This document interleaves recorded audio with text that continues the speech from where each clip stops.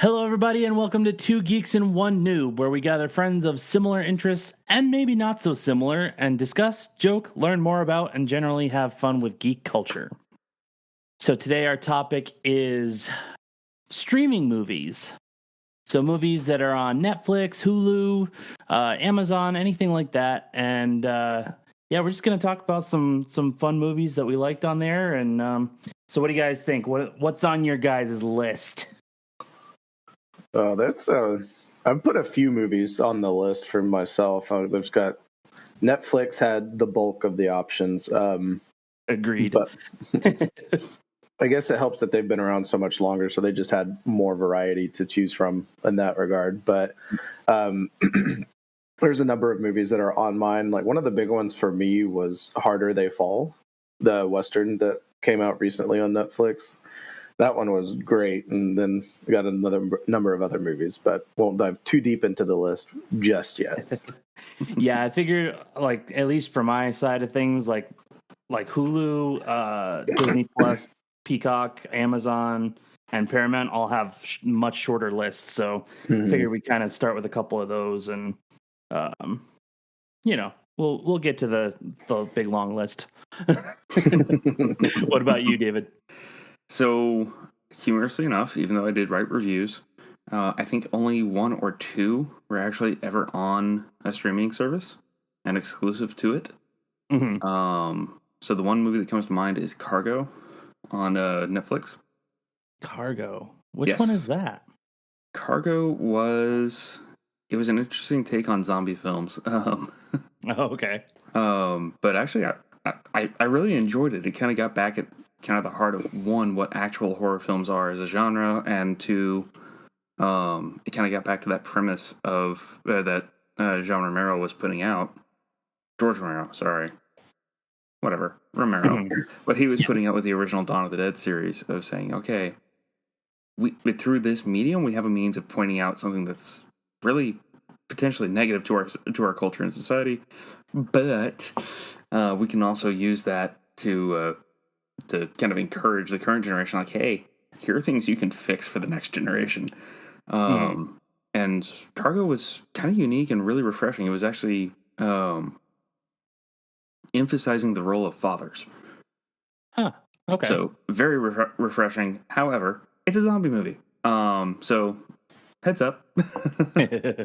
Yeah, kind of this honestly kind of makes me think of A Quiet Place a little bit.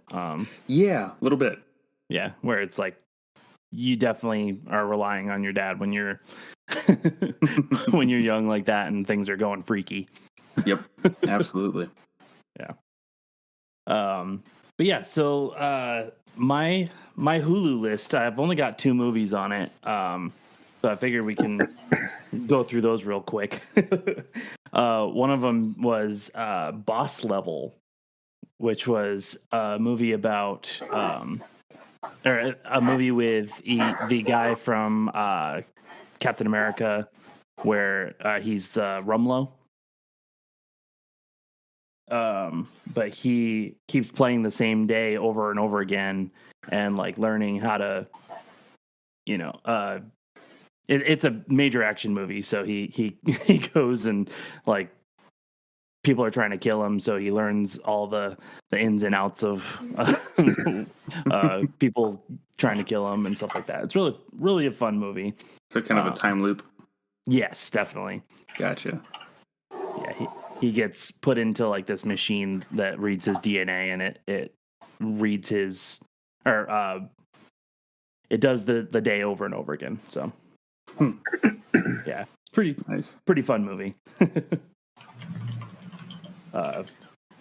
Disclaimer: it is rated R, so not fully family friendly, but that's all right. Still a fun movie. There's only one that I had from Hulu, and it was the Palm Springs. That one was one that I really enjoyed, and it was just another take on the on that like Groundhog Day story. Right. But from like these two individuals that both kind of get stuck into this time loop, and end up kind of falling for each other and whatnot. And it was just a really fun, enjoyable movie, and that was one that I really enjoyed and would like to. That was one that, like, if it were released on Blu-ray, I would scoop it up because I enjoyed it that much. So that's the only one I have from Hulu, but I did really enjoy that one a lot. Yeah, I forgot about that one. Yeah, because I think you guys had, or I think you had mentioned that one a while ago, and we ended up watching it, and I was like, oh yeah, that's really good.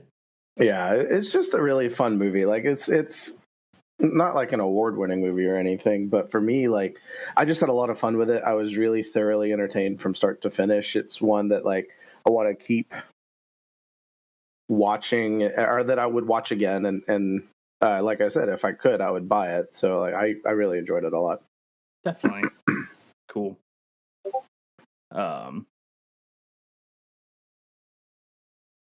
David, did you have any other ones from Hulu? Or oh no, you already said that you.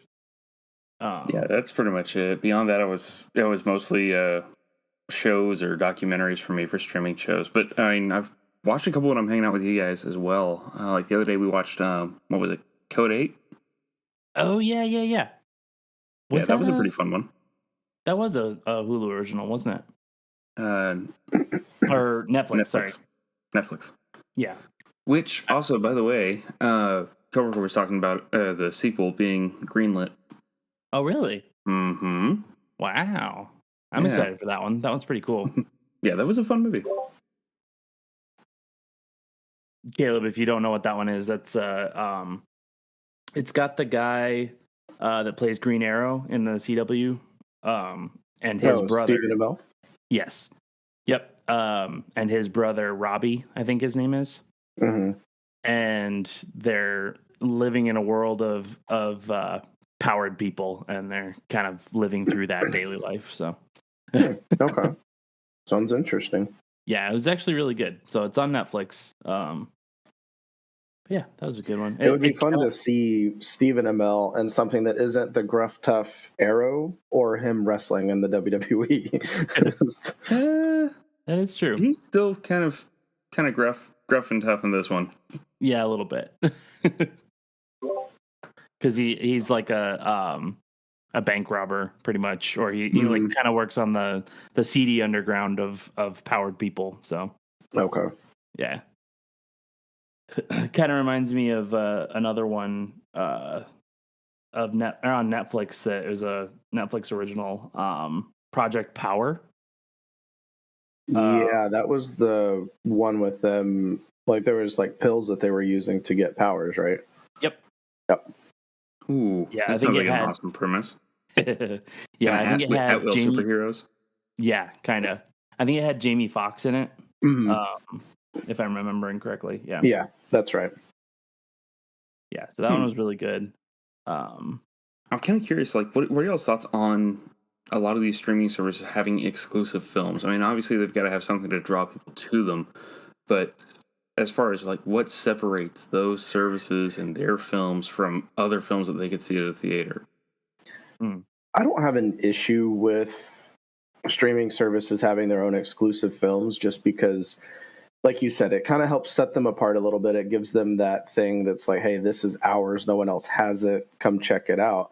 And there's been plenty of really cool movies and stuff and TV shows for that matter, that we've been able to see that may not have gotten that sort of success that it would have had in a normal setting. So I don't have a problem with it. My only complaint is when it's a situation like where Netflix doesn't release that show or movie on Blu-ray or DVD. So it's like, if it's something that's really good and I want to support it, but I can't because they just don't give me an avenue to do so other than streaming it. And there may be situations where I am like on a flight or something like that and I can't stream it. And so that's my only complaint that I have with it. Like, well, actually, with what I was saying with like Harder They Fall, for example, which granted, like, I know that I have ways to like do downloads and stuff, and that's like something that they're kind of working towards, but it's a feature. They have it. Oh, I know that. But my like coming at it from like a perspective of like with Ubisoft, for example, getting rid of a lot of their digital games and that people have paid for. I can download a movie that's on Netflix, but if something happens and they take it away or they lose the rights, then I lose access to a movie that I enjoy. And that's where the problem comes in for me. Fair. Yeah. Yeah. Or, okay, another problem. A couple years ago, I got to go on vacation overseas. And so for the flight, it was right after they opened up that feature where you could download services in the app, or you could download shows and whatnot in the app and then watch it when you're offline. As soon as I landed in that other region, because they're not available in that region, it didn't care that I downloaded them in the US. Yep. Yeah, I've ran into that before as well. So yeah, you're right. It's not a perfect solution.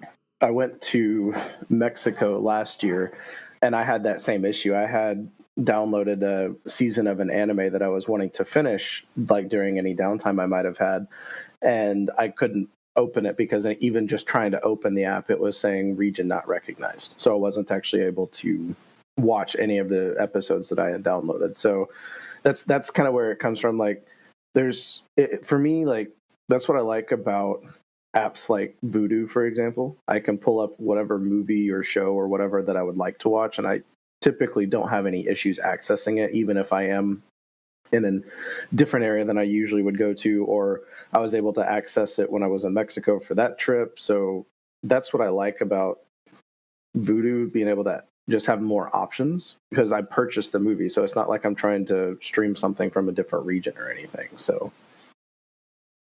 Right. Well, I never go anywhere, so it's not really a problem for me. Yeah. Like, one thing I'm trying to set up, like in some states, or some municipalities, it's legal to back up your physical media.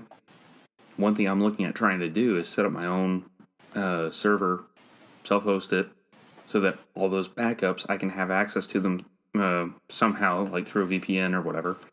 That way, if I am out and about, so long as I have a connection, I can just go ahead and VPN back into whatever network I have that on, stream whatever I already own. It's like, hey, cool, done. Yeah, I guess, like, with the issue of being able to access it from other regions, it's just a screaming endorsement for VPNs. Yeah, that's a whole another discussion there, bud. Yeah, it is.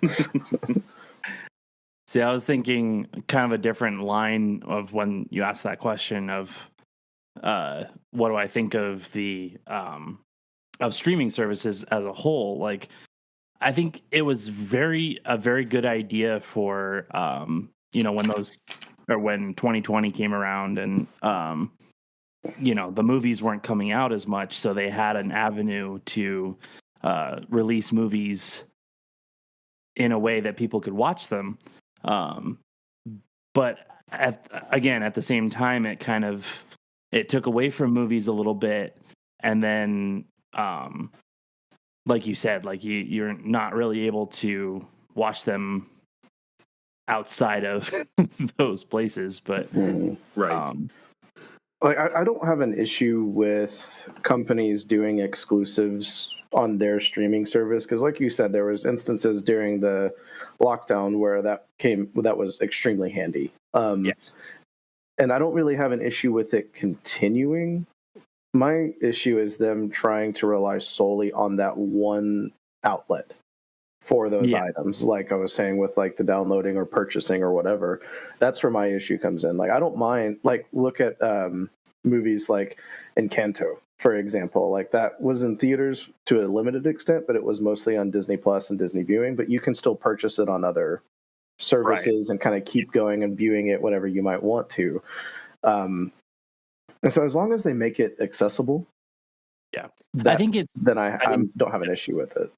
I think it's probably one of those things too where like, especially the ones that are owned by other companies like Disney or things like that, where the movie itself isn't owned by the streaming service, but it's accessible other places because it's, somewhere in between, Yeah, you mean like a licensing deal?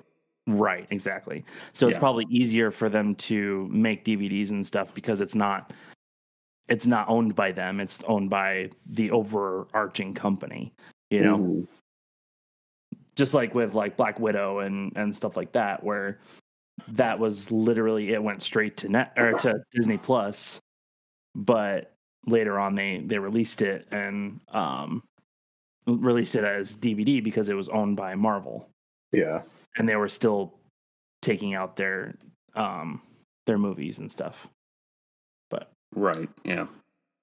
Well, I mean, actually, that's semantics, but yeah, I get your point. Where it's kind of so, for example, like before Paramount had their Paramount Plus, there was this big kerfuffle about how Netflix was spending, what was it, like some absurd figure just to keep The Office and Friends on the platform. Mm-hmm. Oh, those are such big shows, though. Like, right. Well, it's hilarious that both of those shows are still like as viewed as they are, considering how long they've been around. They're just like, we actually have to fight to keep The Office, a show that's been around for a long time, and Friends that's been around even longer, because people still watch them constantly. Of course. I mean, how many times have just you guys watched The Office, or just you, Caleb? How many times have you watched The Office? Never. Yeah, I'm sure. No, I've genuinely never watched The Office. Wait, I think you got us mixed up there, bud. I think I did. I'm sorry. David, how many times have you watched The Office? Like three, maybe 4. Yeah. And I'm saying, like, watched it all the way through, yeah. Right. Now, if you want to ask Parks and Rec, yeah, that's an entirely different story. I've watched that start to finish probably a dozen times. Yeah, I know way too many people that have watched The Office so many times, so there's bound to be some overlap there. Oh yeah, bound to be for sure. Yeah, I mean, there are other series that are the same way though, and it's kind of brings up another point now that we're kind of branching into just series on streaming services. What about how like the different streaming services have their own views on how to release shows. So like with Netflix, and they're kind of doing this two-pronged approach on it, where you get either the whole season right off the bat, or you get most of the season up to a certain turning point just to try to keep to allow people to catch up, and then they release like the finale like a couple weeks later, just to drum up that hype for the end of the series or the end of the season.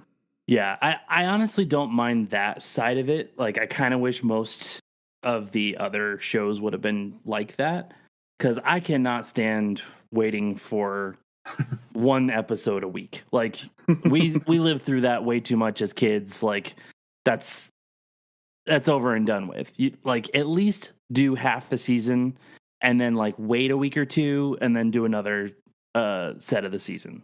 You know, like I guess like that's kind of the best way to do it, I think. I would agree with you. I would prefer it that way as well. I understand the reason why they do that with the way that they, or at least like with Disney Plus, for example, with the way that they release Kenobi or Mandalorian or whatever. Any serialized show, like trying to like, okay, no, we want to keep subscribers as long as we can, because that's like where the revenue is coming in. So let's just like extend it out. And that's the one nice thing about movies is like we don't have to wait for the next episode. Right. If it's a good movie and we want to see a sequel, we're going to wait for that. But at least the movie is there in its entirety. Yeah. That would suck if they ended up releasing like 15 minutes of a movie at a time. I wouldn't even bother watching it. I was just like, nah, man, miss me with that. Yeah. It's how I watched the Harry Potter movies when I started watching the Harry Potter movies, because I worked at a theater at the time, and so I had 15-minute breaks. Oh, that's a long series to watch in that way. Well, I started watching it at like the episode or not episode, the You broke it up into episodes. I did. I started watching like 6 or 7. I can't remember which. Yeah, it was Deathly Hallows. So it was number 6. I started watching that one first, and it was in 15-minute increments. Oh god, that is rough. That's awful. It was awful, but at the same time, it was kind of fun because I got to watch a free movie. So that's true. Very true. And eat discounted nachos. That is the one thing I will say about watching a movie at home with any of these streaming movies. It's like, if I want one of those snacks, I've got to go to the store and get the snack. So that's like, that is the one thing you're missing by doing the streaming version of the movies. I still think you have a wider variety of food. And at a much cheaper price. Like that too. Yep. Definitely not arguing that, but yeah. And I'm definitely not saying that I buy my own snacks anyway, but cargo pants are still a thing. Shush. I said I'm not saying it, so you don't have to try. Yeah, you don't have to worry about people sneaking in something to your home. If they do, there's a whole other problem. I'd be more worried about people sneaking into my home in general. Yeah, well, yeah, valid. I don't know. Like I personally like the setup with the streaming movies, just because of the good content that we've gotten through that avenue. There's just been so many good movies that we've been able to get thanks to that setup. Just with a few of the ones that we've mentioned, and then other ones that we haven't discussed just yet. Like, I don't know. I just like it because it's something else to look forward to and to think, okay, I'm already paying this monthly subscription. I don't have to spend another $10 or more to go to the movies to see this movie. Like, I may be looking forward to it, but I may not be looking forward to it at theater prices, you know? Yeah. Right. I mean, that's kind of the whole reason why I ended up getting I think Netflix to begin with, is because there was a movie coming out in theaters that they were releasing at the same time on Netflix, and I was like, you know what? I'm just going to watch it on Netflix and get the subscription, because it wasn't necessarily worth going to see in the theater, but because I got so many more movies out of just wanting to watch that one movie, you know? Yeah. So it's like, yeah. Which I think, if I'm not mistaken, it was Red Notice that we got it for. Did that one ever come out in theaters? I think so, because I think they were doing like a special Netflix thing where it was like, you can go see this in theaters, but we're also releasing it at the same time on Netflix. That might have been. Yeah, it might have been, because I think The Irishman was the first one where they tried to do that kind of crossover where they showed it in theaters for a very limited period of time, like 2 weeks maybe. Yeah. But it was predominantly a Netflix special. It looks like, according to this Google search, it's saying that it was the movie chain Cinemark that had them. Oh, okay. Yeah. Yep, I think that's right, because it was something that it was very limited and very like, you had to go see it when it was in theaters, like right away, or else you didn't get to see it. Right. So I'm sorry. Go ahead. Oh no, I was just gonna say. So we ended up getting Netflix because we're like, you know what, this looks really good, and I want to see it. Like that. Like, one of the big things why I like movies on streaming services is there's movies that may be really good that just don't get the chance to be in theaters. Like, there's been a few anime movies that I've really thoroughly enjoyed, but because they were considered low budget, even though they just weren't like one of the big name titles, they didn't get the chance to have that movie in theaters. Whereas they were like HBO had been doing a bunch of anime related movies and stuff for a while, and so it was nice to be able to see this movie get a chance to be on what was considered a bigger screen, a bigger audience viewing. And that's where I like the movies going straight to streaming outlets, is like you get to see stuff like that, whereas like this wouldn't have gotten a chance otherwise, and it ended up doing really well and making them good money. So Yeah. it was an Yeah. eye opener for other studios and whatnot. Yeah, kind of like for Amazon with like Tomorrow War and Mm-hmm. and Without Remorse and stuff like that. They seemed to be somewhat bigger budget movies, but it wasn't for some reason, wanted to put on in theaters. But yeah, those were really good movies, and they just didn't get a chance to be put out on in theater. Yeah, I think with as far as Without Remorse goes, that one's a little bit different because Amazon has the rights to the Tom Clancy film series now. Right, yeah. So that could have been the reason on that one. Tomorrow War is more of a concept film. Mm-hmm. And that's one thing I'll point out that I really like about streaming exclusive movies. If a director or a screenwrite goes through, let's see, 20th Century Fox, so technically Disney, but anyway, whatever. If they go through some standard line, they've got to get it approved by X number of people who have to push it through marketing to see if it's marketable at all, and then they can see about getting funding to actually have the film made. Whereas with streaming, it opens up another avenue. So there's the potential self-published route where, hey, my friends and I, we made this film. We did the editing ourselves. We took it to all the festivals, and then you have all the streaming sources there saying, hey, we want to buy exclusive streaming rights. Yeah, it also gives the creators a little bit more of that freedom to make the movie exactly how they want it and not have those suits sitting there saying, oh, you should do this or do this to reach certain demographics. It's like, no, I have a vision for this movie. I'm going to make this movie exactly how I want to. Yeah. Right. Now, I'll also point out that does open a lot of negative connotations too, because someone can make a film that flat out is not marketable or should not be marketed. Yeah, that's true. And then those same suits, oh, hey, this is really artful. We want to get it. And then they run into all sorts of problems. Yeah. So, yeah, I have to say that has been one of the things that I've noticed a lot about the streaming services is that they put out a lot of movies, but only a handful of them are really that good. Yeah. That coming from you, that's kind of saying something. Right. Yeah.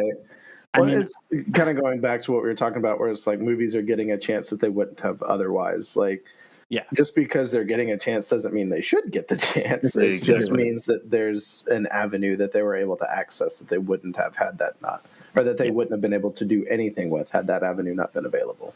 Right. Exactly.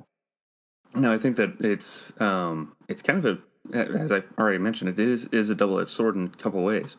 So yes, you get those films where, hey, most people wouldn't have seen this because it's a really weird take, and frankly, they did a good job telling it. Mm-hmm. So yeah, absolutely, that film absolutely earned its chance. The other films, what were you thinking there, bud? And yet it got its chance still. However, here's where even that becomes a double-edged sword. And yeah, sorry for going multiple levels deep on this, but with films like that, it's kind of good because it kind of shows off like, okay, that thing, remember? Yeah, no, not good. We're not doing that again. The problem with it, though, is in the fact that you've now also given it a wider audience to begin with. Right. So that can, it can be okay in the sense of, well, now you've just identified folks who you've identified the niche market that you want. Right. However, it may be a very small market. Right. But they're probably a loud market. Yeah. Can be. So the first side of the sword that you were talking about kind of makes me think of a movie that I just watched the other day on Netflix. It's a Adam Sandler movie actually. It's called Hustle. Which it didn't seem like it was a very big budget movie, and it was very artsy and very like, a little slow moving, but at the same time it was very well told because it was just kind of that heartfelt, like, I am trying to train this guy to be the best he possibly can. And because I don't know if you guys know what the movie's about, but it's Adam Sandler is a basketball coach trying to kind of bring back his shot of being a head coach. He's a scout, not a coach. And so he wants his chance at being a coach. And so he's trying to do his last, like, really good scouting trip and bring in this one guy. And they are meeting all sorts of issues and, like, all that kind of stuff. And, yeah, I mean, it's just got this really good storyline of kind of redemption and, beating the odds and stuff like that. So it's just like it, like I said, it wasn't the most, budget friendly film or whatever, but, like, it just had some good storyline to it. So, Well, I mean, like, there's always going to be movies like that are, for lack of a better term, problematic, regardless, whether that be through streaming and theaters, whatever the situation may be. Like, the chances of something like that just getting past suits and whatnot and actually making it to whatever platform they're heading to, there's always that chance. Yeah. And like, there's definitely some movies that should have never been made, let alone released. That's just kind of is what it is. But there's also, like, movies that you just wouldn't think would, I guess the way I'm trying to think of it is, like, movies that are kind of like going back to that anime example where it's like it wouldn't have gotten an opportunity otherwise. Right. And so, like, it's a double-edged sword, like David was saying. Like, there's always going to be something that you're just like, but why? Like, this should not be a thing. But there's also going to be opportunity where it's like, okay, this is why this is done the way it is. Yeah. And again, not condoning any of those movies, but right. Yeah. Well, I mean, the other thing is it allows for some very interesting fare. Where, I mean, there are movies that, let's face it, they're not good movies, but they're fun to joke about. Stuff like the Sharknado series or Rubber. I mean, these are movies that, why in the world were these made? But just the concept is funny, and the joke is the fact that you actually got friends together, got food, and said, we're making an evening of this. Yeah. That's what makes it enjoyable. Yeah, that's, like, one of my favorite memories was being there when a group of us watched Killer Clowns in Outer Space. Like, that movie is just an absolute dumpster fire of a movie. Like, nothing about that is a should be in existence kind of movie.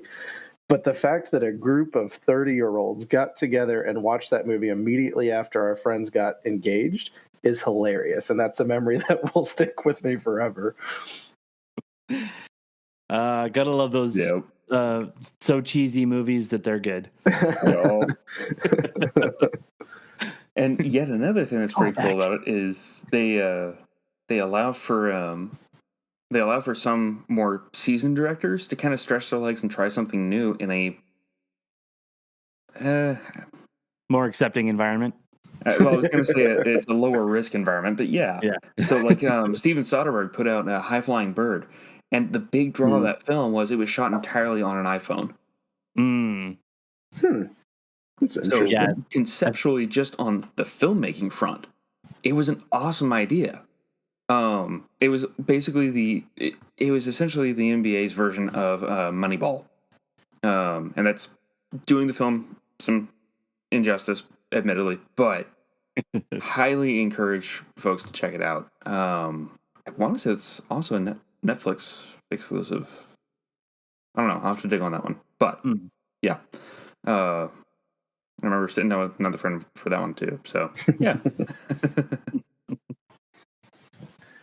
A movie that I also wanted to point out was another one that was done through Netflix, and The Witcher: Nightmare of the Wolf, and that was an animated movie that was about another character that you see in the Witcher game series and books and whatnot, but it isn't like the primary focus of the story. And so it was really cool getting to see this like prequel type story of this Witcher character and seeing it being done in a very similar animation style to that of the Castlevania show that they did, which I thoroughly enjoyed and can't wait for the next season.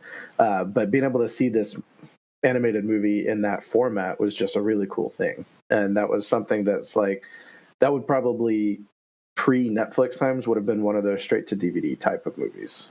It was good and absolutely deserved to get an actual release and get the attention it got. But yeah, I don't know that it would have necessarily gotten that same attention through a pre-Netflix. Yeah. Right. Yeah, I didn't even think about that either. Like and I'm sure probably someone's mentioned it in the last few minutes, but like those straight to DVD or straight to VHS movies that like that we grew up on that are just like these Like are Scorpion terrible King movies. sequels. Yeah. Pretty much. But yeah, like giving those people the avenue there is definitely an upgrade, I think, for people to it's definitely a wider range of audience than they would have necessarily gotten before. So yeah. Right. Yeah, and like with the Witcher movie, like it was really cool to see Netflix kind of like capitalize on it and invest this money into how well the Witcher TV series did. They're like, okay, this series just took off and got us record numbers in a very short amount of time. What people clearly want this content. What else can we do to bring more of this content to our viewers? And that's where we got the movie. That's where we got the second season. That's where we're getting some other stuff that they're working on within Netflix for this series. So it's like, I don't know. It's just, I really appreciated that it was like, it brought this attention to a series that up to that point had been a popular like game series and a fairly popular book series, but wasn't anywhere nearly as widespread and well known as it is now. Yeah. Right. And I think the only issue that I ever have with these kinds of things is that they, as well as they do and as well as they make them, the content in them can be a little overdone for the adult side of things, and I kind of wish that they would like scale it back a bit on some of those kind of things where like people that don't know those aspects of the games very well, or try to steer clear of those kinds of things, Yeah, that sort of content. Would be able to enjoy them, because like I would have loved to have watched The Witcher, but I know that there's stuff in it that is going to be, that you're not a fan of. Yeah, a little more risque than I would have liked. Not to say that I haven't watched risque things to begin with, but like, it's if I know they're in there and I am not as interested in it to begin with, then I won't watch it. Mm-hmm. So it's like I'd rather them not put those in there so I can be like, okay, I can be interested in that one now. Yeah. And actually, that kind of leads into another interesting topic that I have against, but I'm going to use it as a leaping off point for streaming services and movies. So one thing that services could do potentially, if they want to get their content the widest audience possible, they can make multiple edits. So let's say that they put out a movie like, let's say, The Witcher. So they put that out, and it has a very hard R rating. So that's approved by the MPAA. So they have to take that R rating because of the content in it. But let's say they do another edit, similar to what we saw with the first, was it the first Deadpool, where they did the Christmas edit? I think it was the second one, if I'm not mistaken, but I could be wrong. But yeah, what if streaming services took a similar approach where they actually say, you know what, we've already got all the footage. We've already got the base film. Is there another way we can tell this in a way to get a lower rating? Not a TV edit, but a lower rating. Mm-hmm. So let's say it was more on the visual content that it earned the higher rating and thus the more limited audience. Yeah. Then they could go back through, re-edit the film, and then that way, if let's say a user profile says, "Look, I don't want to watch anything higher than a PG-13 or a PG," they got kids around, whatever the case may be. Yeah. Then that same individual can get the same story without the content they don't want to see. Yeah. I could see that being a good thing and like a good thing for the viewers, but I feel like they probably wouldn't do that just because of the money it would take to do the editing for that. Yeah. Right. And Yeah. I think it also ties back into what we had spoken on a moment ago of just the creators going through a different avenue and saying, no, this is my project. We'll make it how I want to make it. Very true. Yeah. Yeah. And admittedly, there are some stories where to properly convey that the villain is bad, you're going to have to show some stuff that's like, ugh. Yeah. Now, granted, there are some ways that you could probably do that in other fashions that aren't quite as explicit, but to really drive the point home, to make that visceral point. Yeah. Sometimes you got to show, not tell. Yeah. I think that was like, that kind of makes me think of Invincible as an example of that. It's like they didn't have to make it as brutal and as gory in the fights as they did, but by doing so, they really hammered home like why we were looking at this guy as a villain, even though he had been considered a hero to everyone up to that point. Like, it was showing that it's like, no, this guy is like, he's willing to do what it takes, and he is a genuine monster that needs to be taken seriously. So, like, it really depends on the story and the way it's done, because there's definitely ways to do that in a tasteful manner, where, like you said, it's really conveying that. And then there's other ways that it's just like, okay, no, they're doing that because they know their audience and they're just doing that to get the attention. Which, I mean, again, that's going to go with just about anything. Like, I don't know that there's really any avenue that isn't going to do something like that at least once. So, yeah. I mean, the one that really comes to mind when this topic comes up is Game of Thrones, because that being it's HBO, right? And everything HBO comes with HBO. Right? Yeah, exactly. Like, I would have loved to have watched that show. It looks so visually stunning, and the storyline just looks amazing. But because of all that stuff that's in it, it's like, man. Yeah. So for some audience, it kind of filters out, where it kind of builds this FOMO almost. Yeah. But it is what it is, and we got what we got. But another one I wanted to touch on that is not a Netflix item was the Justice League Snyder Cut. Yeah. That one, like, man, that one took off. And it's like, I can only imagine the numbers of how many people like got the HBO account because of watching through that, you know? Yeah. I mean, that one definitely, it had its had its moment in the sun and just kind of took off, you know? Yeah. I think one, that was a massive experiment to begin with. Oh yeah. For a film in this day and age to be filmed, or at least edited to appear as though it were set up in basically a Super 8 camera with a 3x4 or a letterbox presentation. Mm-hmm. That's risky right there. Yeah. I mean, just the fact that it was 4 hours long. That too. I can say with 100% confidence, had they released the 4-hour cut in theaters, I would not have gone to theaters to watch it. Been able to watch a 4-hour cut at home comfortably and not have to worry about or being able to pause it when I wanted to pause it to go to the bathroom, or just to get up and stretch my legs so they didn't fall off, whatever. Like it was definitely one that, had it not been for the streaming release, I most likely would not have seen it, because it's just so freaking long. That's such a commitment. Yeah.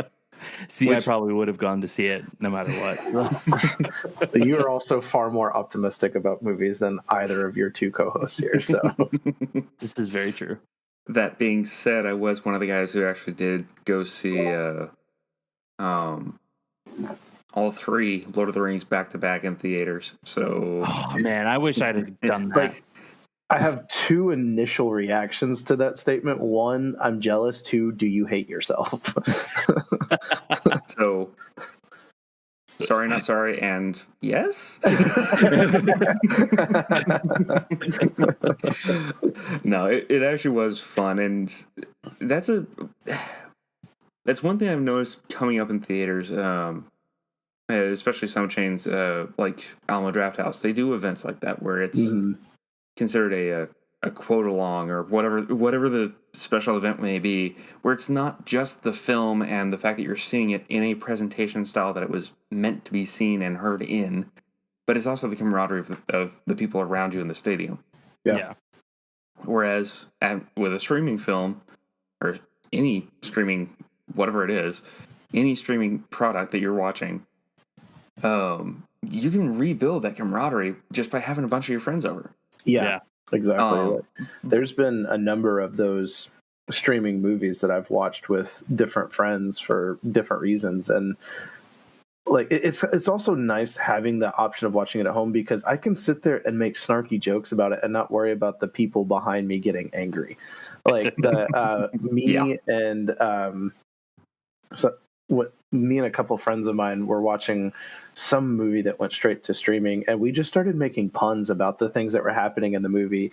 And it's like it went from being a okay movie to just being a joke fest the entire time, and that made that experience just so much more enjoyable, because the movie itself, like I said, was kind of but having that just joking and camaraderie with friends like David was talking about, it changed the feeling of that hangout completely. Yeah. It was kind of like with, and this kind of brings up a whole nother facet to it, is when the, it's a show, but the Winter Soldier, or I'm sorry, Falcon and Winter Soldier came out. Mm-hmm. My brother, who lives across the country, we were able to watch that together and be kind of talking about it throughout the whole show. Mm-hmm. Like, I think we did that for the first 2 episodes or something like that, where we're just like, okay, it's on, we're starting it all at the same time, and we get to like react to it in real time and watch it together. So I thought that was pretty cool too. Yeah. That's the nice thing, is if you can't watch it in person together, being able to have like a Netflix party type setup where you can still watch it together, just in different locations, like, and being able to text and pause and whatnot, like, I don't know, that just adds a lot of fun to it for me. Yeah, definitely. Yep. I remember quite a few long distance dates like that. Just set up a movie. Nice. Okay, what do you want to watch, babe? Yeah. Very nice. Very nice. Jumping onto the Netflix side of things, it's not out yet, but there's one that is coming that I am very excited for, and I have to talk about it at least once before we finish this recording, is Gray Man. Yes. I am so excited for this movie. Like, it's probably the most excited I've been for one of the streaming movies that they've been releasing recently. So I'm very excited for it. Can't wait. I mean, it's Chris Evans and Ryan Gosling. Yeah. And Chris Evans is the bad guy. Like, it's such a weird twist and dynamic, but I'm so excited. Yeah. And at time of recording, it's coming out in 2 days, I think. 2 days, because it's on the 15th.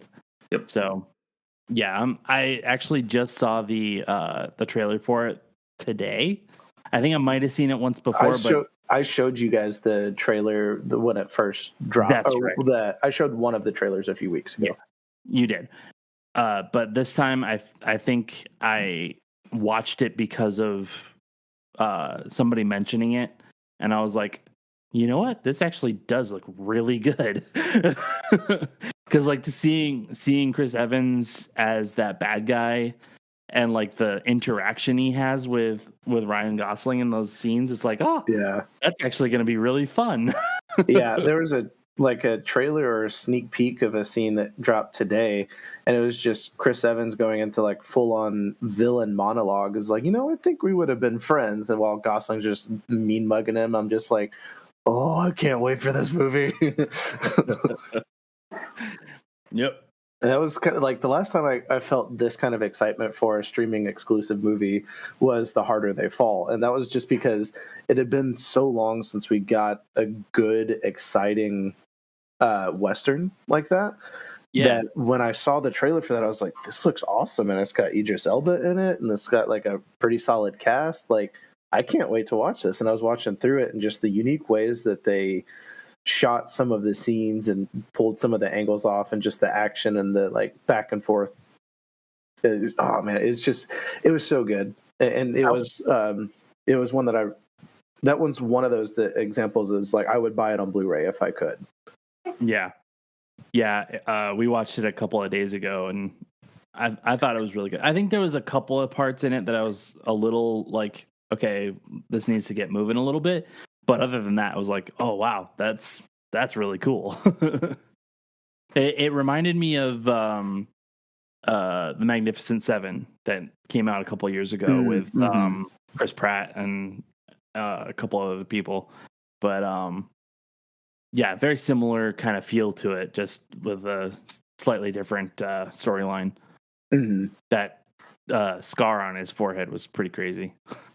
Yeah, I know, right? So I think that's going to do us for this conversation. And if you enjoyed this conversation, pass it on to your friends, pass it on to your family. Let them know. We'd love to see the community grow, and we'd love to hear more discussion from y'all. But in the meantime, stream responsibly, everybody.